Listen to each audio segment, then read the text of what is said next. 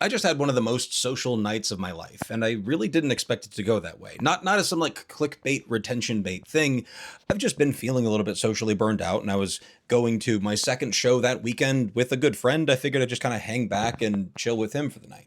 But I've got this process of making your night out more social so ingrained in myself that it sincerely felt like this happened by accident. So it started with just our basic steps. I broke the social seal as quickly as possible. Now, fortunately for me, I was going to the event with a friend, so I was able to talk to him on the car ride over. If I hadn't done that, I might have called somebody on the ride over, and if not that, then maybe played some music and sang along and kind of got myself vocalizing, making words. Then when we got to the venue, I took advantage of those free social interactions. The person who checks your ID, who checks your ticket, who validates your parking, who checks your pockets to make sure you're not bringing anything in. Every single one of those people, instead of just walking by and grunting at, I said, "Hey, how's your night going?" When there was a question about parking validation, rather than just assuming we would figure it out, I just asked the person giving out the tickets.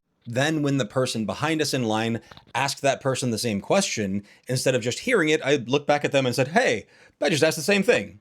Yeah, it's a dumb little bit. There's nothing novel or special or unique about that line, but that doesn't matter because I'm breaking the seal of sharing some kind of human interaction with other people, and I'm not overly judging myself and trying to force myself to be too clever for my own good. So now with the social seal broken, both from talking to my friend on the way there and from going one step further with the strangers that were nearby me, I took the next step, the next feeling of social risk to get myself out of my head and talking to people, which is compliments.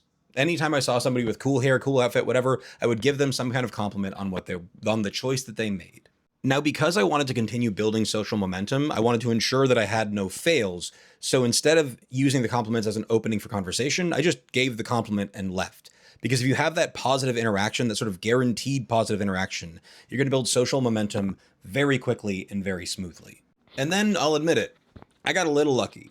A little lucky. I made a clever choice that paid off 10 times more than I expected it to. Lower Definition, a band that I absolutely love with a very heavy fan crossover with Dance Gavin Dance, had just played their first show in 8 years. So I wore a shirt from that show.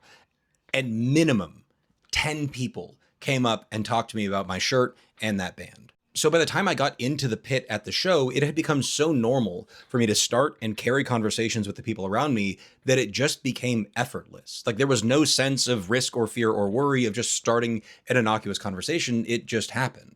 I was also feeling so socially free that I had some of the most fun I've ever had in the pit, just screaming the words and looking like an idiot and not caring, just like everyone around me. Now look, this was a far better than average night, and luck was undoubtedly a factor. But I've gotten far luckier than this and had a worse outcome because I didn't warm up or prepare.